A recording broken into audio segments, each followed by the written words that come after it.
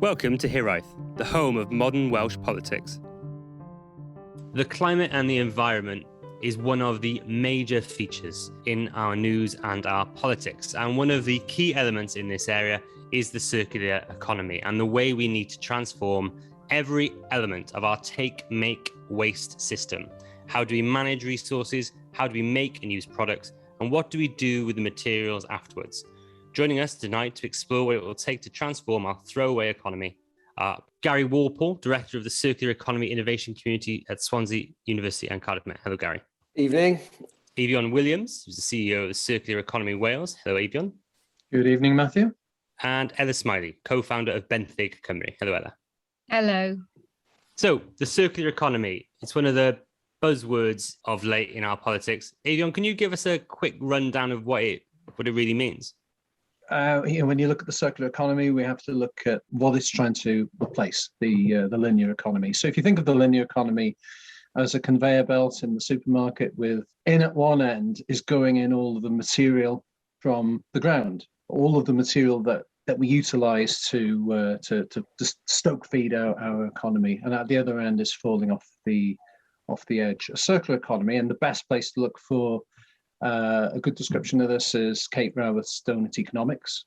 If we exceed the planetary excess, and she uses the outside of the donut in that fun image, then we're doomed to extinction.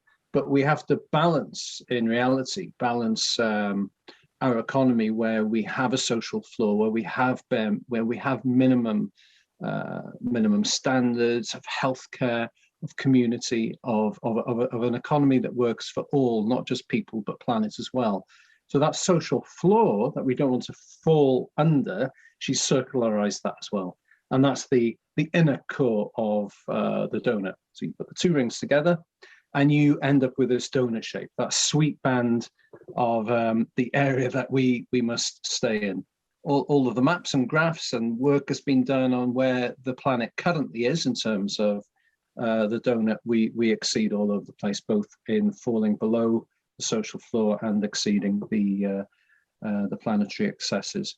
But really, at the end of the day, the donut economy, the circular economy, is the single most important challenge, because it's the golden bullet for fixing our broken economy, because waste never existed in the natural environment.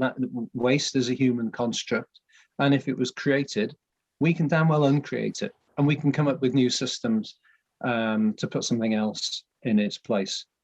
Ella, is there anything else you'd like to add there about how we define the circular economy? Yeah, just kind of echo what Avion said there about it just being kind of this sense of trying not to waste and trying to keep resources in circulation for as long as we possibly can, maximise resources that already exist within our communities. And I think it's really interesting to think about sort of where we've come to over the last 100 years. You know, there's been this huge kind of evolution within society in the way that we live and interact with each other and live within our communities. And somehow this seems to have kind of accidentally led to a situation where everybody kind of feels the need to own and consume as much as possible, almost as a way to survive. You know, perhaps you could argue, you know, because we've lost these community connections, this sense that your community will kind of provide a safety net if you need it. So you could argue that because of that, you know, we kind of all have this sense that if we need something, then we need to provide it for ourselves. You know, we can't look beyond our own household to support us if we need it, which is kind of quite a sad indictment, really, of our lives and our communities. But actually that's not the case. You know, people do want to support each other, people do want to help each other out, and you see those kinds of wonderful flashes of humanity around you all the time, and that really is evident for all of us. And so, you know, what we're trying to tackle as Benthyg Cymru is really kind of understand why we have kind of developed this sense of everybody needs to own one of everything. and kind of challenge that, but in a really gentle way. Does every household need one of something that you're going to use maybe once or twice a year? Probably not. If you think about the amount of raw material and resource that goes into creating a kind of household item that's used, and some of the research suggests that some household items are used kind of less than twice a year. 80% actually of household items are apparently used less than once a month. So we can probably all think about the kinds of things that fall into those categories within our own homes, kind of shoved in the back of a kitchen cupboard or a shed or an attic or something like that. You think about those kinds of items and the amount of raw material that's gone into producing the plastic and the metal and manufacturing and shipping that item so that you can have it in the back of your cupboard on the off chance you might need to use it once a year. That just seems really disproportionate. But this is where we are, and kind of no blame. We are all in a very similar position. We all kind of get that same buzz from getting a delivery from Amazon or Argos or whatever it is, but maybe there's a better way to do things. And so at Benefit Cymru, the way we see the kind of circular economy and our role in it is to think maybe there's enough stuff in circulation now, maybe to sustain all of our kind of DIY and gardening and household kind of activities. Maybe there's enough stuff. What we need to do is maximize the use of those resources that already exist within our own streets. If you were to go into the sheds and the attics and the kitchen cupboards along your street, there's probably enough stuff to keep everyone going for quite a while. So maybe instead of buying new stuff, we can all find a way to share that stuff and keep it in circulation, keeping resources in use, keeping them out of landfill, and trying to ensure that those things are available and accessible for everybody who needs them, not just for the environment, but also because there's massive inequality in our societies. You live in a community where you might have people on your street who can easily afford to pop out to Argos and buy something when they need it, and other people who perhaps aren't in that position. And so how do we kind of understand that, and how do we support people who may not have the same opportunities by making those resources available? So I think there's very much something around kind of making sure that we're using resources that have already kind of drained resources from the earth, using items that have already been manufactured and shipped and kind of maintained, but also how do we support each other as a community to make sure that what already exists within our towns and our streets is actually made available to everybody, so we all have a kind of equal stab at a good quality of life. Barry, was there anything else you wanted to add there? Yes, in short definition, it's moving away from the take, make, waste. As Avion and Ella have pointed out, the term circular economy tries to close that linear assumption of taking resources from the planet, making something from them, then just discarding, and moving into a system where we do reduce and then reuse, and if we absolutely have to, then try to recycle. But in a nutshell, a good product designer who's of a circular disposition would suggest that waste is just poor design. The planet and everything that lives on it apart from us only use what they need, and then that tends to be reused or recycled naturally. So we've seen the Welsh Government circular economy strategy that came out earlier this year. Where would you say that Wales is in relation to other countries in this approach, Ella? I think, and I say this without too much bias, I think Wales is actually performing really, really well. I mean, certainly when you look at the empirical evidence in terms of its kind of place in the world rankings for recycling, it's doing really well. But also when you look at a more kind of subjective level, I suppose, in the way that Welsh Government engages with third sector organisations, in the way that those conversations happen, and the support that's available for organisations who are trying to make these kinds of things happen. I think Wales is really kind of blazing a trail in terms of what government support can look like here, and I think that's really, really vital. I think there's a huge amount that other governments could learn from Wales, really, because this really is the issue of a generation. This is make or break time, really, isn't it, for us in terms of our future as the human race. We need to take this seriously. It's not a political issue, it's a survival issue. So do we kind of say now this is enough now, that, you know, this kind of consumerism needs to stop now, this consumption stops now, and we need to find a different way of doing things. And I think a lot of people are starting to realise that that really is the reality that we're looking at now. I certainly think that the Welsh Government is really leading the way in terms of how governments can really grapple with that and really try and understand what that reality looks like and what changes need to happen. Not many governments, you know, in the, you know, world these days want to kind of overly regulate or kind of dictate what people should or shouldn't be doing. You know, that's kind of frowned upon, understandably. And you know, governments need to be very careful about what they do. But I think, you know, that there's such a massive groundswell here of evidence and of will to want to change the way that we do things. And I think Welsh Government is actually quite open to understanding what those issues are and how they can kind of support behavioural change. I mean, certainly from our point of view, I think, you know, there is things like consumer behavioural change about this sense of like this need to consume and purchase and own things is something that we're all going to have to like look at individual change. We know that that kind of behavioural change only happens with massive kind of support, not necessarily prescribing or proscribing from governments, but some kind of support. When you look at behavioural change like seatbelts or smoking or alcohol consumption, those are all things that need quite significant support to kind of nudge behavioural change in a different direction. And I think, you know, what we're seeing in Wales is kind of quite supportive of that level of change. Gary, what's your view on how the Welsh Government are dealing with this? They're doing relatively well, as their recent strategy document was termed, beyond recycling. I think there's a clue in that. They reached their target of recycling 65% of domestic waste. That's at one end of the challenge. Most academics would suggest that's the easy end of the challenge, recycling more of the stuff that you create as waste. The challenge is to change the way that the economy operates. So you move towards not creating any waste. So that the first stage really is being regenerative, although the hardest stage to get to, being regenerative in your approach. So shifting to renewable energies, shifting to renewable materials. Good examples in housing of using managed forests for timber frame housing. So they need to, and they recognise they need to move beyond managing and recycling materials to moving towards a much more circular approach. And the biggest challenge there is obviously the amount of carbon we create through our energy production. They've recognised that, they've outlined how they're going to try to move to a more regenerative approach in terms of the economy, but also in terms of production of goods and services. Avion, where could the Welsh Government do better? We were part of the community recycling network where the instigators, designers, piloters, if you like, of the curbside system that's now been adopted as the Welsh Blueprint.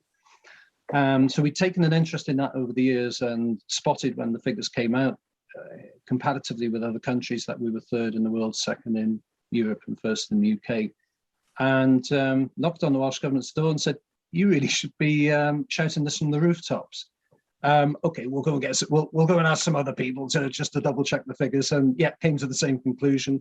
And ever since that day, it's been one of the mantras and one of the proud things that Welsh ministers have referred to in the whole devolution context to a certain extent. Now, the zero waste strategy was co-written and launched in a early 2000s conference that the Community Recycling Network arranged in the Bulkley Arms in Anglesey many years ago. And we can get up to 70, 78, 80% very easily. We did that 10 years ago in trials in St Albans and Portskewett in Monmouthshire by utilising a sort of full-hearted approach, looking at the batteries, the nappies, and doing the hand-holding with people in their own communities. But beyond that, we need to look at commercial recycling rates as well.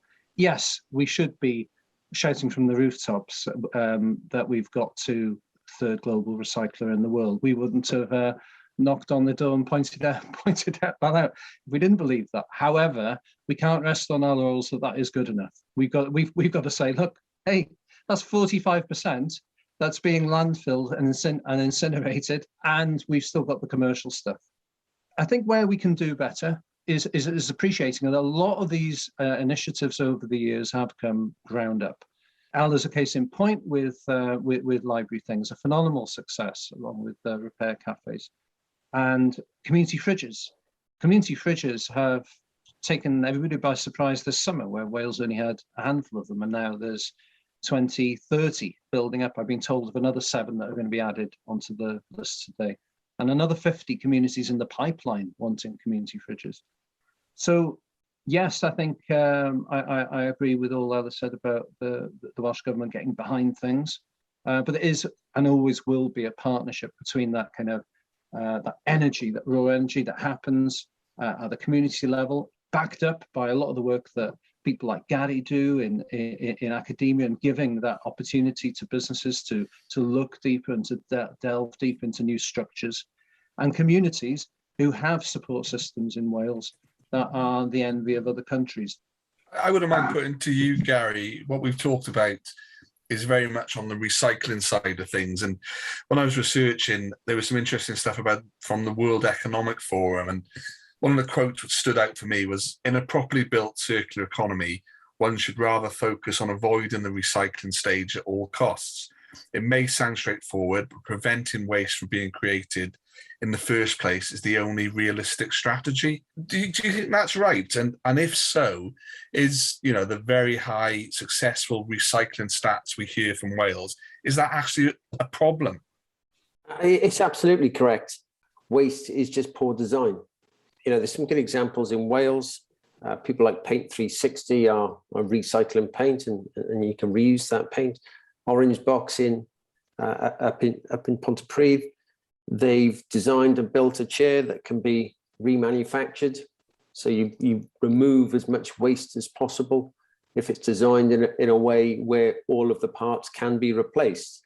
Take, I suppose, bicycle design in the 60s, 70s, 80s, and to some extent, some of them still to today, all of those parts can be refurbished or replaced. So, you kind of largely continue to use the same piece of equipment. Yeah, you can design and deliver services. And I think this is the key for us, to change the paradigm, change the way that people think, and therefore design goods and services so that they don't actually have any waste. So to give an example of one area that some of our housing associations are looking at is using sheep's wool as insulation. It's a product that doesn't have or has very little economic value anymore, and largely it's used for bedding, or it's discarded in some way or incinerated. So that can be used as an alternative to a very energy intensive process like making rock wool. So you use that product for insulation, which obviously then it provides a function, and there's value in that, rather than creating carbon footprint from the production of a material like rock wool, which is not at all good for the environment. So that's the key, is moving to design of goods and services that embed circularity within them, so that we remove waste, or we design waste out actually, and use renewables to create any manufacturing or goods and services that we do have to create. Yeah, so I was just going to say, I think I agree with everything you're saying, Gary. There's such a seismic shift that needs to happen here. So like kind of at government level, at industry level, and at individual level. So a lot of what kind of you're touching on in terms of like energy supply and renewables, of course, there needs to be a kind of shift there in the way that we do things, at that kind of high government industry level. But there's also a lot that we're seeing, Benthyg Cymru, Repair Cafe Wales, a lot of what we're seeing is kind of really trying to understand individual behavior and the way that we have all become wired, to kind of expect and to kind of feel that sense of aspiration, I suppose, of like, what success looks like. Success for most of us somehow under the surface looks like being able to buy stuff. It's really interesting to think about how we can have a kind of social conversation about that without apportioning blame to anyone, without, you know, kind of accusing anyone of intentionally just trying to destroy the planet. You know, how can we all think more consciously about what we're consuming, and kind of challenge those expectations? And then there's also that kind of bigger question on what we as individuals can do that can affect change at industry and government level. And, you know, I know there's lots of different kind of schools of thought. And again, we've seen, you can draw parallels with, you know, whether it's like public health issues or, you know, health and safety. You know, you can look at how these things have happened before, where there's just been this kind of coming together of individuals and industry and government of saying, actually, there's something going on here that we are collectively unhappy with, and we collectively need to address this. In a way, like, that can feel a bit overwhelming if you look at that big picture, but also I think, you know, it's really encouraging that we as individuals and organizations at grassroots level and in academia and industry and government are all looking at this actually, you know, as collectively as we possibly can, to think, actually, there's, you know, there is an opportunity here for us to do things differently. There's a collective will. We know how to do this, and maybe it's going to be a journey. And I think for us as a you know, kind of third sector organization in the circular economy space, there's a sense of feeling like we think we know what the answer is, but we just kind of need to take people with us. And there's a lot there around what, you know, what we need to do. You know, is there something around manufacturing stuff that we need in order for it to be repairable, for it to last longer, for it to be actually robust enough to be used once a week by different members of the community, rather than something that assumes it's going to be left in a cupboard for 20 years and used a handful of times. So there's so much in there. And like, the more I talk about it, the more I think about it, the more I think I just don't know what the answer is. But at the same time, I'm kind of encouraged that we're all doing these kind of little bits of action to kind of nudge us in that direction. And it's sort of, you know, quite encouraging that at least we're having this conversation and we are headed somewhere different. But certainly I think there's a growing consensus that the way we live now on that individual, industry and government level, it's just not sustainable. Something's got to change, but it's not down to any one of those groups. It's down to all of us kind of pushing things in a different direction. Yeah, absolutely. I'd agree, you know, both macro and micro level and every level in between. Whilst I agree with you, absolutely, Ella, we do need to understand and individually move towards it. I think the message needs to be a bit clearer and a bit louder from government. Legislation needs to follow it. And we do have extended producer responsibility legislation coming in, which will encourage manufacturers to look at what they wrap their products in. But then again, you know, is that going far enough? Are they being encouraged to understand what they're making their product out of? And could that also be looked at in terms of a tax type of mechanism? So they do have both carrot and stick, really, because I'm not sure we're going to move there quick enough by just encouraging people through messaging to change some of their habits. There must be some concern about the way we transition between where we are now and where we need to be, and the human impact of that. No nudge theories out there that suggest you can change people's behavior little and often. I'm not convinced that we're going to move as quick as we need to meet the current 2030 or 2050 targets, let alone get anywhere close to where we should be. The fact that people think, well, plastic's bad now, so we can use something different that can create an equal amount of carbon when it's manufactured. The fact that it lasts longer is great, although I think we're missing the point of it. We're not getting people to understand that we need to manufacture far less stuff. We need to use far less stuff. You know, moving from Glastonbury, amazing, highlighted the plastic issue, provided people with cans. Now, obviously, you need something to drink out of, but the next stage is a glass or a reusable aluminium that they could have used for the entire time that they were there. So, as I say, I think we're missing a bit of the comms in what we're doing. And actually, if you gave everyone at Glastonbury an aluminium beaker, for argument's sake, they could use that repeatedly. I know there's there's some washing, some hygiene issues, but at least then people start to understand, not thinking, well, actually, plastic is bad, this material is slightly better, or this material is better. They don't quite fully understand. We need to use and manufacture an awful lot less stuff. We know what the issues are now. I think all three of you have explained a lot of that really, really well. And we need to really look at what government can do. Ella's mentioned nudge, Gary's mentioned legislation. Like, does the government have to step in and lead with incentives and the carrot and sticks to get society moving faster in this area? Yeah, I would only say that we need that we are going to get part of the way there by reducing, by looking at that waste hierarchy, by doing those fundamentals of reducing through redesign. But we're also going to get there through carrot. And the carrot that's helped for the people in Wales has been just taking curbside recycling as an example. The carrot has been a simple system. There were fears in the tabloids about rats and things, and that went. People where curbside is rolled out stop talking about rats and what the broadsheets say.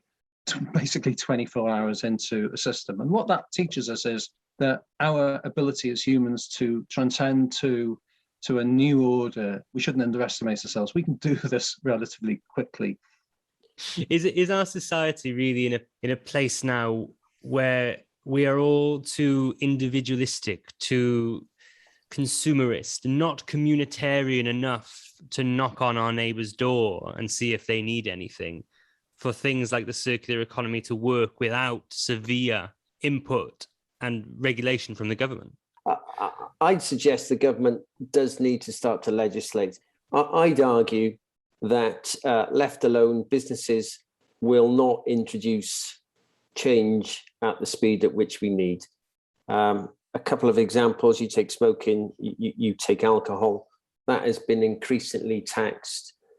People got to understand that smoking was really bad for you. Once both the tax on tobacco products increased, once advertising tobacco products was banned, and once a public messaging campaign really hammered that home.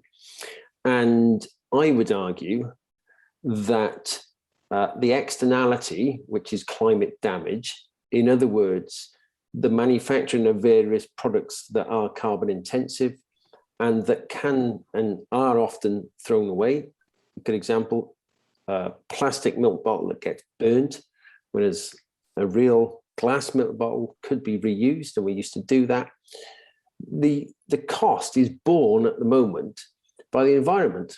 Now, if we are responsible, I would argue we have to tax those businesses or those organizations that are using or damaging the environment the most. So why would you, for argument's sake, allow people to think that we're doing a great job by recycling our 2 4-litre bottles of plastic milk, which then gets taken down the road, sorted, and then burnt? Carbon used in its production, and then it's burned, and you put more carbon into the atmosphere. Whereas we've got a glass milk bottle, we used to wash them, put them on a doorstep, get them taken away, and they'd be reused a couple of 100 times. Now, at the moment, the milkman or the glass bottle cannot compete with the plastic bottle because of the pricing. Now, for me, you have to internalize that externality, which is the damage to the environment that some producers are causing. So therefore, you have to add a tax that helps people understand, as they do with smoking and alcohol, that there's a tax on it because there is a harm to the public. Now, for me, if you're harming the environment, it should be taxed. We have to stop thinking that it's okay to pollute rivers. It's okay to burn stuff. Yeah, I mean, this is so interesting because I really kind of, I'm trying to like join up everything we've talked about, and it does all join up to my mind. So like when you think about tobacco and alcohol, for example, the minute everything around tobacco changed, there was a massive kind of, movement, a kind of groundswell of evidence and legislative and social policy changes around tobacco. And the thing that really made the difference was evidence which clearly demonstrated beyond any doubt that there was no safe way to smoke. And that was the point at which it became legislatively indefensible to allow people to do this without serious kind of barriers kind of put up for them. That was the point where legislation kicked in, basically. With alcohol, you've never got to that point. It's kind of arguably getting there, but the evidence has never conclusively shown that there is no safe way to drink alcohol. And so there is a huge amount of evidence around harmful levels of drinking, and the point at which it becomes harmful then has ongoing consequences. And unfortunately, the world we live in, those consequences are measured in monetary terms. So the point at which harmful drinking then has an impact on public health services, on social care, on domestic violence, that's how we measure things, and that's how we decide that something is harmful. And it has never up until this point been demonstrated that alcohol has got to the point where there is no safe way to drink, and therefore it reaches that same legislative ceiling that tobacco reached. Now, whether we are there yet with a milk bottle, I mean, I would argue that perhaps we are, for the reasons that you've explained. There is no safe way to manufacture and recycle or dispose of a plastic milk bottle. Maybe we should be there. Maybe as a society, we should be placing more pressure on legislators to say, we don't want this anymore.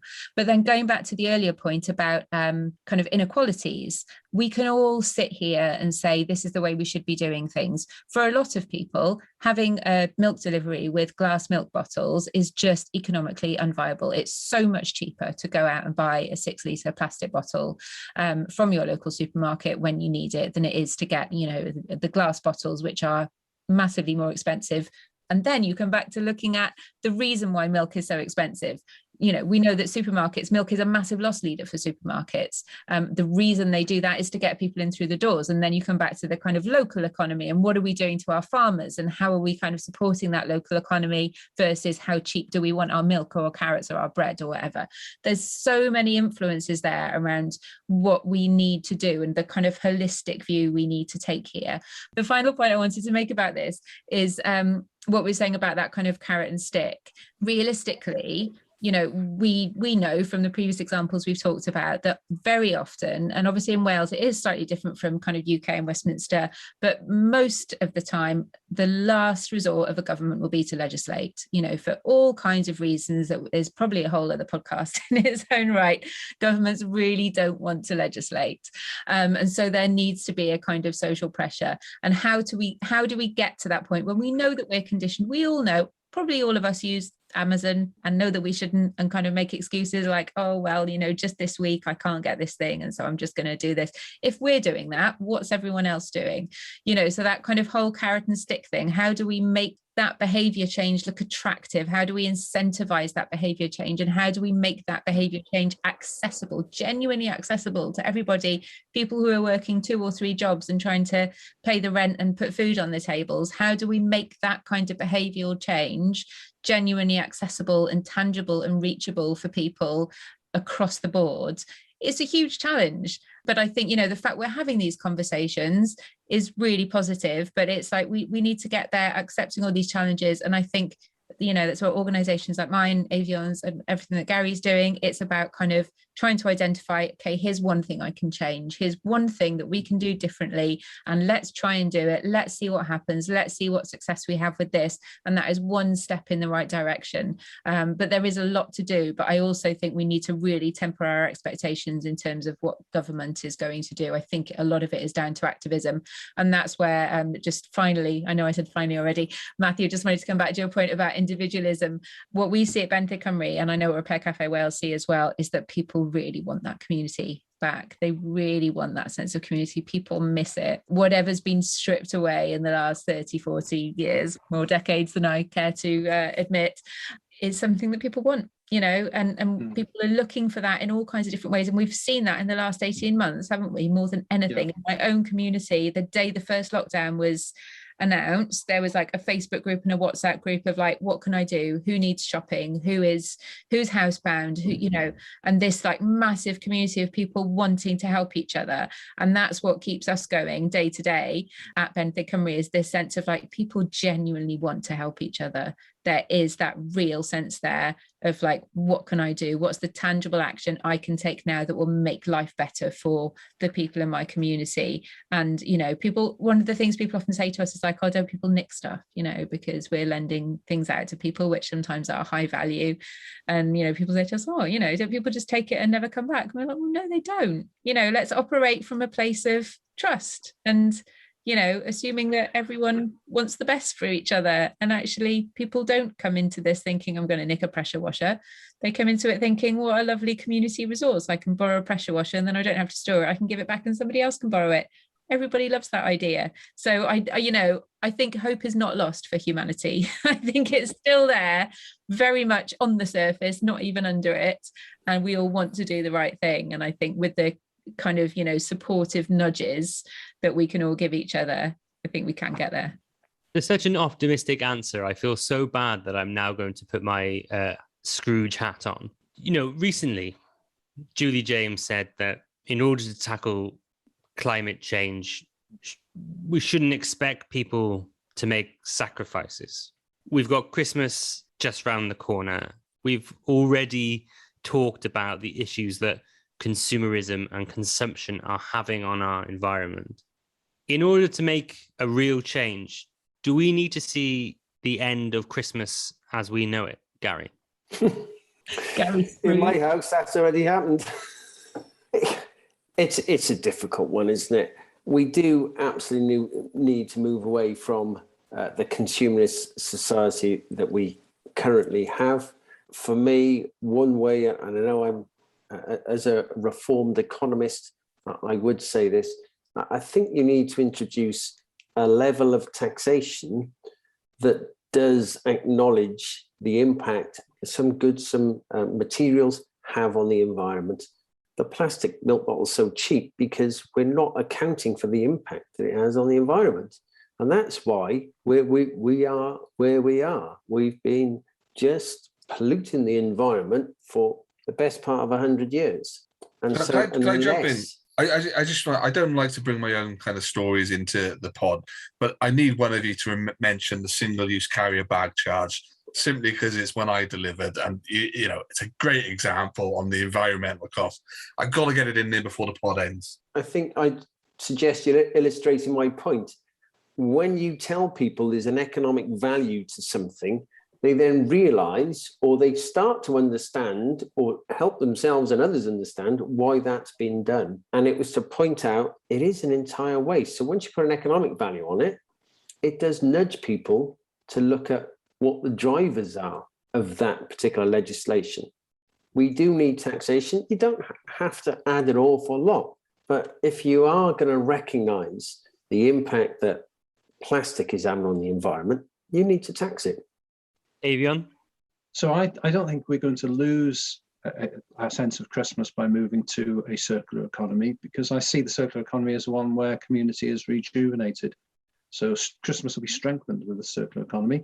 And then Christmas is also, what is Christmas without an abundance of food? Well, if we can redesign the whole food distributive system and producing wholesome food that is good for human beings to eat, that isn't reliant on the petrochemical industry, that where we get the nutritions in a carrot, in a potato, that is comparable to levels of nutrition that you would find in those root vegetables back in the 1940s before they were tampered with.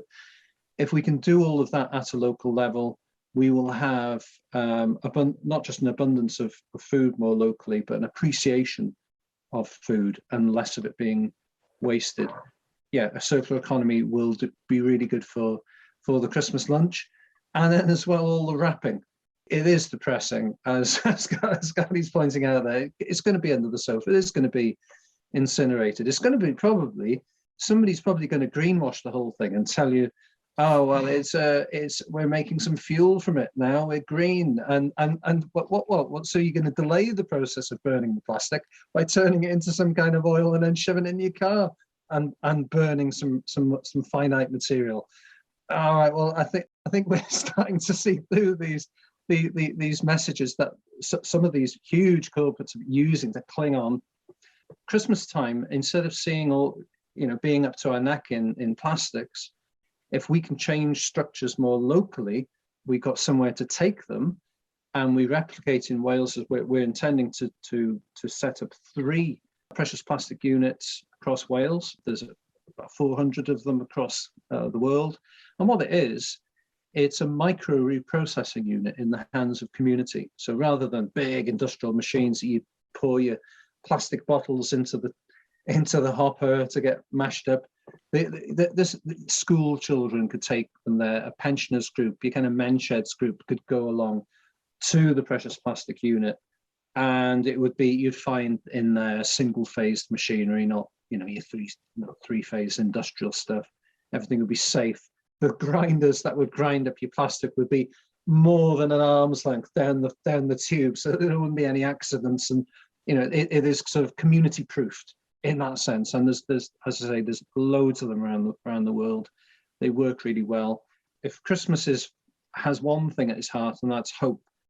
And what we have to leave instill in our children isn't a sort of finger wagging lesson that we always say, oh well, if only we can educate the children to do the good thing, we've got this sorted. No, let's, as I say, returning to all the points I made before, give people the systems, give children the opportunity of having all of these component parts of a vibrant community circular economy in their localities, so that they can go in and they can become the circular economists of the future.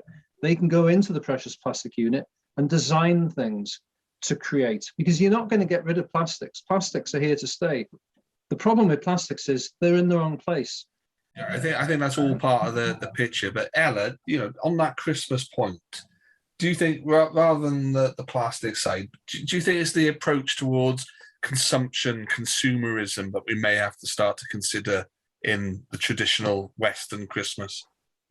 Yeah, definitely. I mean, I think every parent you speak to feels that it's got out of hand, this kind of sense of like compulsion and duty of like having to provide a kind of wow moment, under the tree for your kids to like see a massive pile of presents.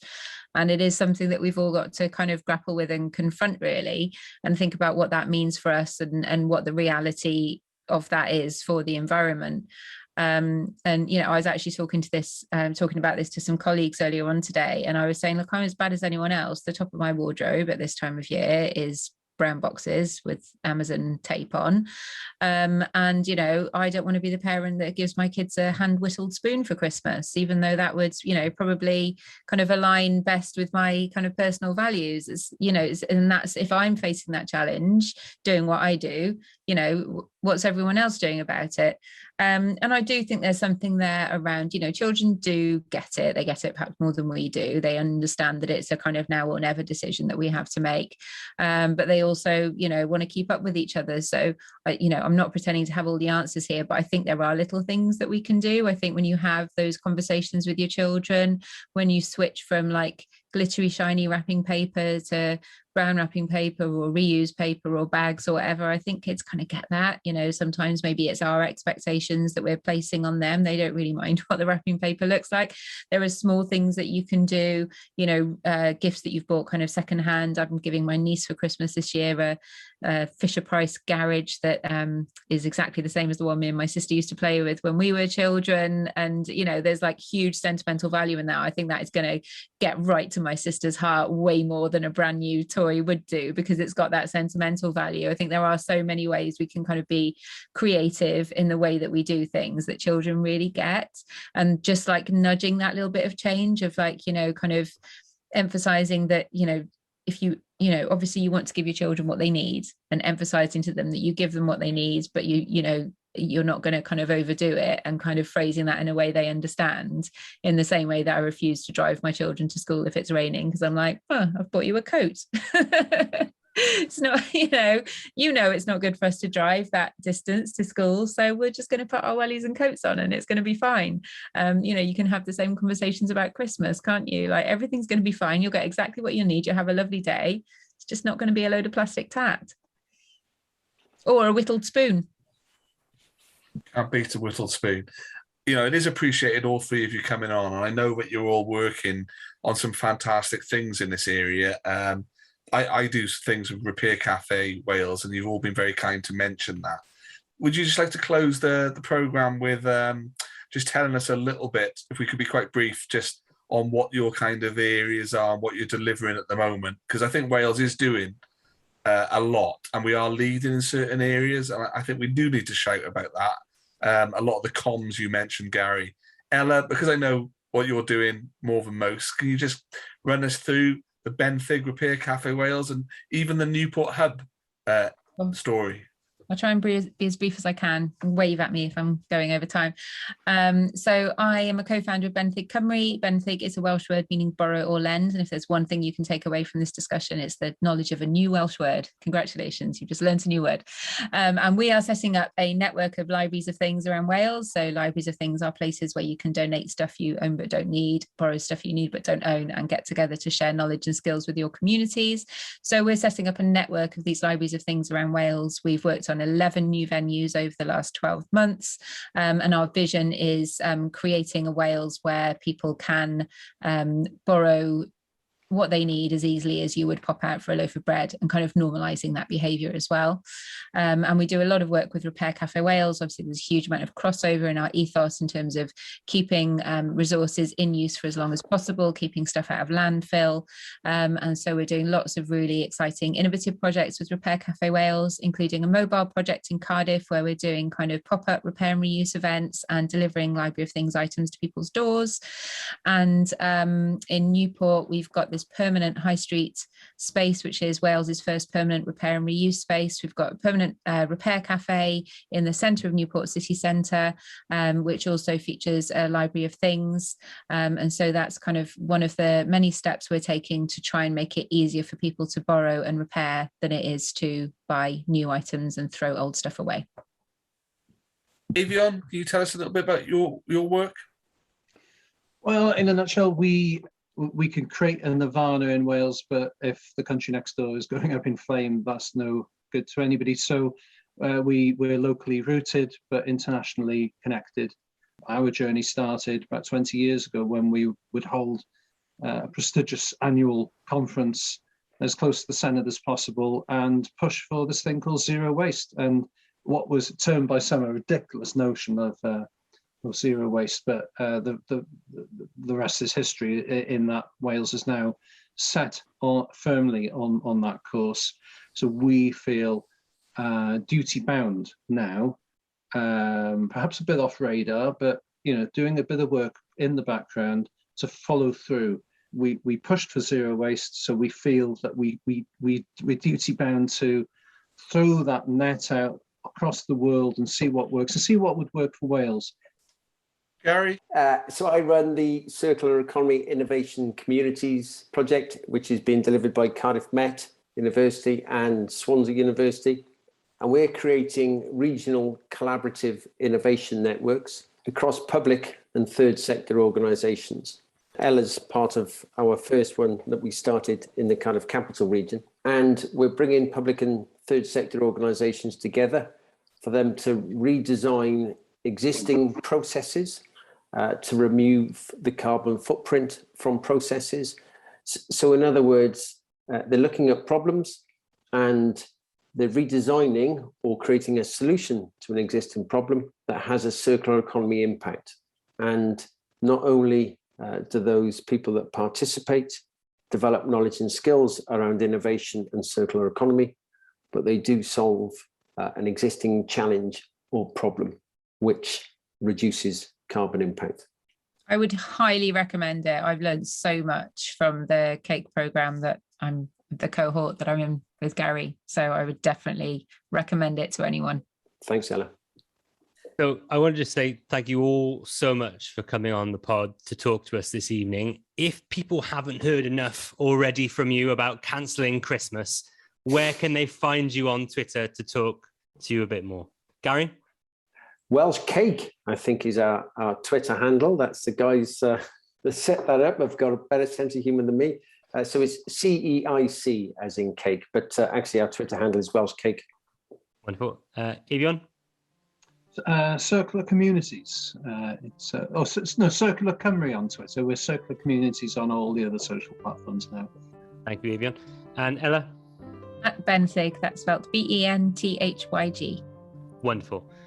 Thank you again for coming on. And if you have enjoyed what you've heard this evening, please do not forget to find us on Medium at Hiraeth Blog Cymru, on Facebook at Hiraeth Blog Cymru, and on Twitter at Hiraeth Blog. Thank you for listening to Hiraeth.